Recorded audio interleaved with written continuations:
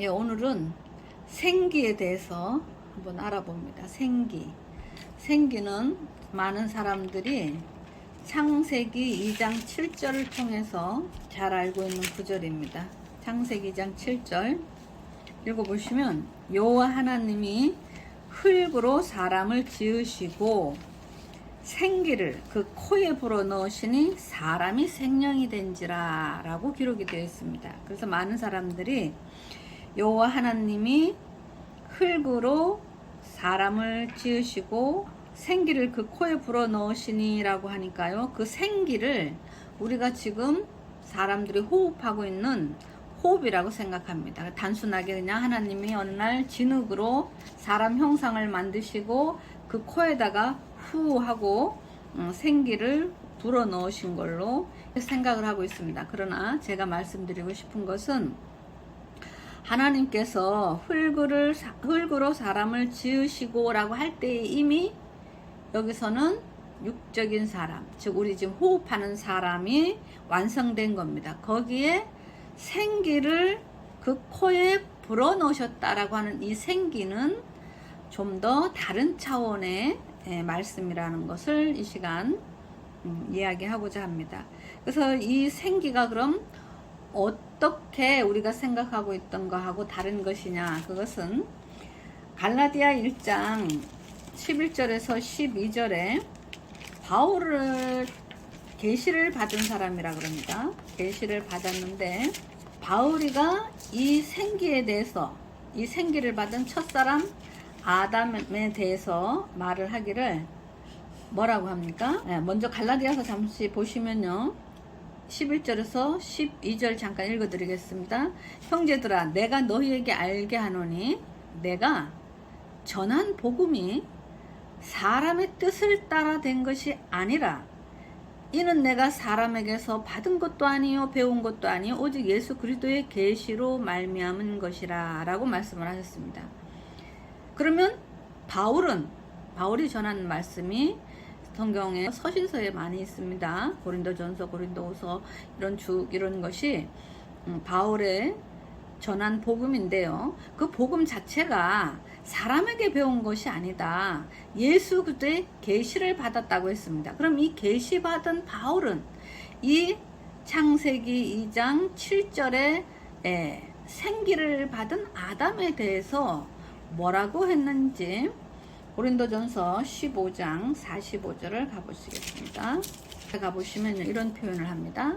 기록된 바 첫사람 아담은 산령이 되었다 함과 같이 마지막 아담은 살려주는 영이 되었나니, 그래서 성경에 아담은 한 사람이 아닙니다. 첫사람 아담도 있고 마지막 아담도 있습니다. 그래서 제가 이 아담을 인류의 조상이 아니다라고 제가 말씀드리고, 이 아담은 말씀을 받은 최초의 사람이라는 표현을 했는데요, 그 마지막 아담은 예수 그리스도를 말씀하고 있습니다. 만약에 여기에 아담이라는 자체를 표면적인 육체적인 사람이라면 마지막 아담이다 하면은 예수님 이후에는 사람이 없어야 되겠죠. 왜냐? 첫사람 아담을 최초의 사람으로 볼 때는 말입니다. 그러나 여기서는 그런 의미가 아니고, 아담은 어떤 첫사람이었느냐? 영이 산 첫사람이었다라고 말합니다. 그럼 이 영이 뭐냐 이거죠. 이것은 요한복음 6장 63절에 예수님께서 오셨을 때에 이미 설명을 하셨습니다. 예수님 오시기 전에 유대인들이었던 제자들은 이미 창세기를 알고 있었을 것입니다. 그러면 오늘날의 우리와 같이 창세기 2장 7절 하나님이 처음 만든 사람 아담이 인류의 조상이었습니까? 라고 물어보지 않았겠습니까? 여러분이 만약에 모든 것을 통달하고 계시고 하나님 입장으로 왔던 예수님이 옆에 있고 자기가 그 제자라면, 그 창세기에 대한 선악나무가 무엇이었는지, 또한 생명나무가 무엇이었으며 에덴 동산은 구체적으로 어딘지, 또 첫사람 아담이라고 하는 것은 인류의 조상인지 어떤 의미에서의 첫사람인지 안 물어보셨겠습니까, 여러분? 예, 물어보았을 거라고 저는 생각을 합니다. 그런데 그러한 해석이 성경에는 돌려서 기록이 되어 있습니다. 다만 우리가 그것을 알지 못할 뿐이죠. 그 말씀을 깨우친 바울도 이미 알아서 그렇게 설명을 해놨습니다. 그런데 그것은 예수님이 직접 이 영이 무엇인지를 설명해 주신 구절이 있기 때문에 오늘은 요한복음 6장을 통해서 읽어보시도록 하겠습니다. 요한복음 6장 63절 한번 읽어보실래요? 살리는 것은 영이니 육은 무익하니라. 내가 너희에게 이른 말이 영이요 생명이라. 예, 예수님은 예수님께서 우리에게 전한 복음이죠. 예수님은 말씀이 육신에 되어 오신 분이니까요. 말이 영이다라고 합니다. 그러면 여기서 말이라는 의미는 예수님의 말씀이니까요. 이거는 복음을 말합니다. 그러니까 하나님의 말씀이죠. 그럼 하나님의 말씀을 받은 첫사람이 누구였느냐? 그 사람이 아담이었다는 겁니다. 그래서 하나님의 말씀을 여기에서 생명이라 했기 때문에 그 말씀을 기준으로 할 때 아담은 말씀 받은, 즉 생명 가진 첫사람이다라는 겁니다. 그런데 아담이 그 말씀을 어김으로 오세아서 6장 7절에 보면 아담이 언약을 어겼다 했습니다. 그럼 아담이 언약을 어김으로 약속, 말씀을 저버림으로 해서 말씀을 하나님이 더 이상 주시지 않았으니까 이 생명이 계속 지속되지 못한 것이죠. 그것이 원인이 되어서 영도 죽은 것이고 육체도 930살에 죽었습니다. 그 원인은 바로 하나님의 말씀을 지키지 아니했으므로 죽은 것이거든요. 그래서 이것을 고전 15장에서 말씀하시기를 모든 사람이 아담 안에서 죽었다라는 표현을 하게 됩니다. 고린도전서 15장 22절 보면 아담 안에서 모든 사람이 죽은 것 같이 그리스도 안에서 모든 사람이 삶을 얻으리라. 그럼 아담도 죽었고 아담 이후에는 말씀 가진 사람들이 없으므로 죽었다는 겁니다. 무엇을 기준으로 할 때요? 말씀을 기준으로 할 때. 그리고 예수님은 그럼 어떤 분이냐? 살려주는 영이 되었다. 예수님은 본인도 하나님의 말씀을 받아서 언약을 지켰고 또 다른 사람도 말씀을 받아서 그 언약을 지킬 수 있도록 해서 그 영이 하나님 앞에 살게 해줬다라고 이렇게 말씀이 나옵니다. 그래서 우리가 이 생기라는 것이 바로 하나님의 말씀인데요.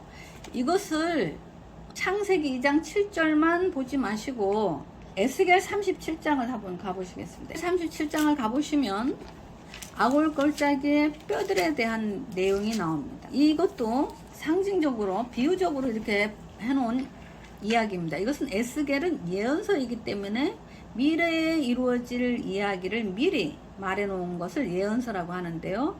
에스겔 37장에 보면 뼈 골짜기가 있습니다.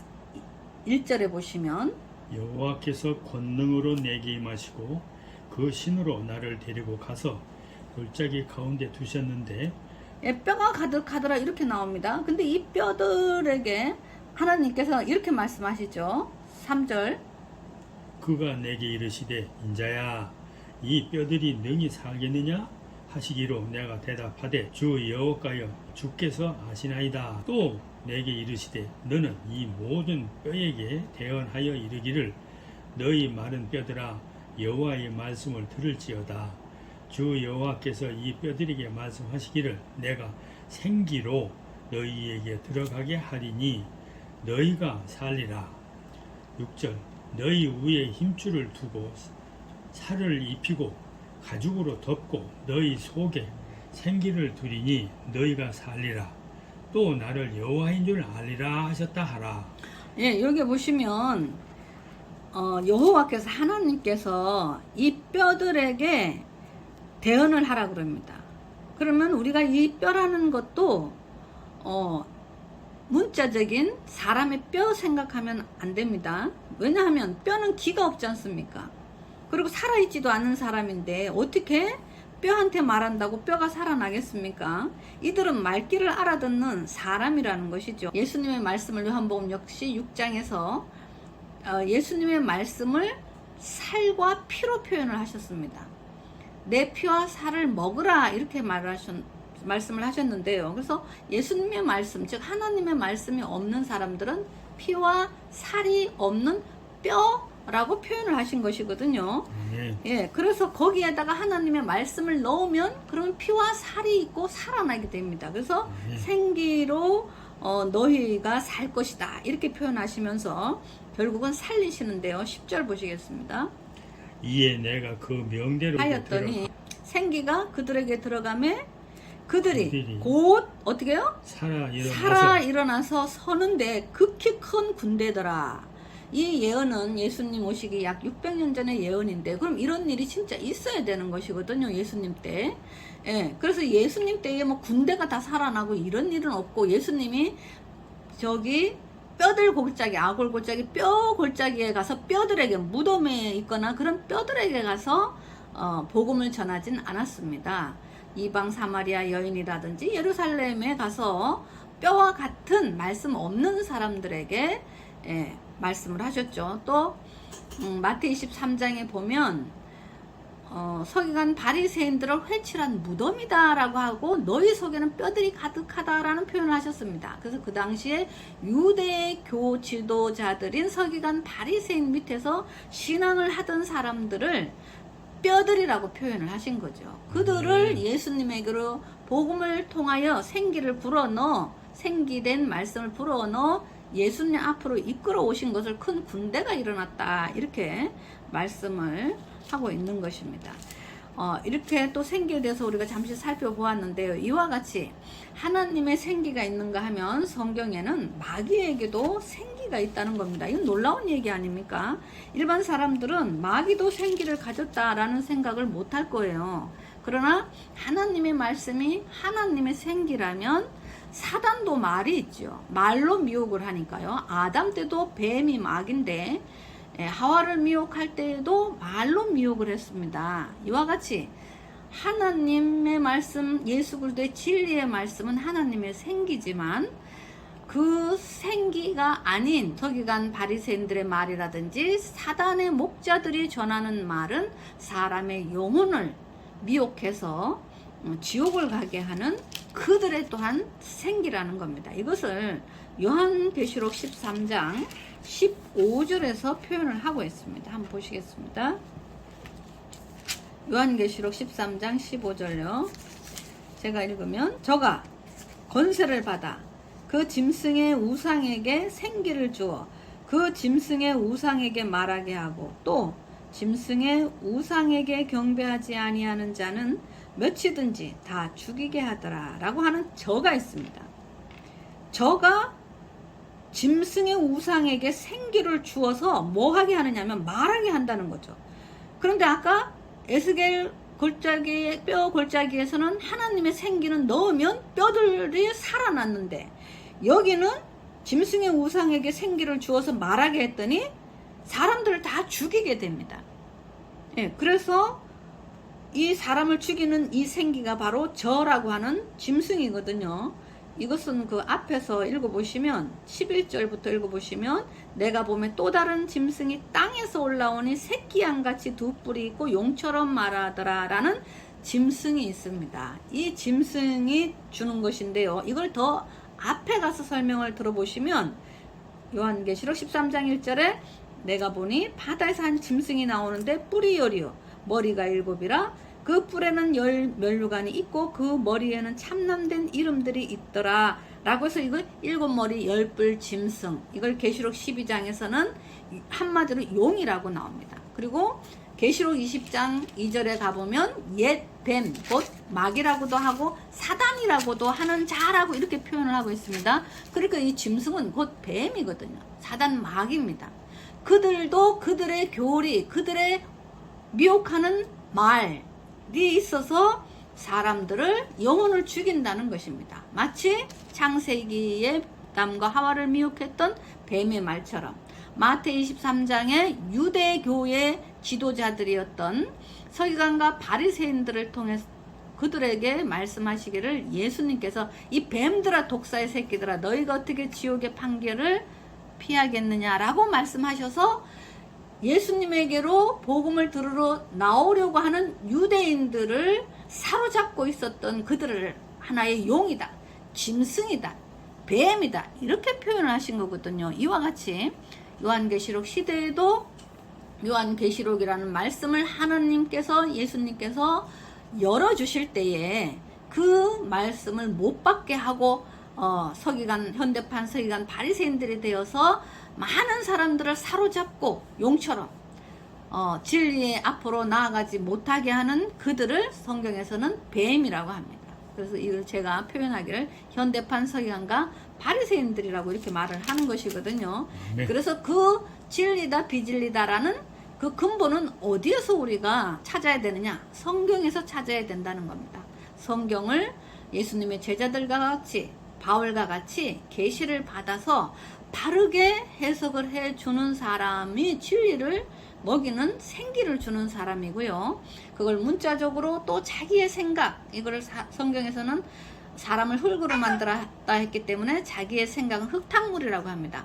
흙탕물을 먹이는 그러한 사람의 교리를 먹으면 죽는다는 것이거든요. 그걸 더 나아가서 말하면 그 계시받지 아니한 사람들임에도 불구하고 성경을 푸는 것을 성경에서는 뱀이라고 합니다. 그러면 뱀의 독을 먹는 것이거든요. 그러면 우리의 영혼이 뱀의 독을 먹게 되면 어떻게 되겠습니까? 영혼이 죽겠죠.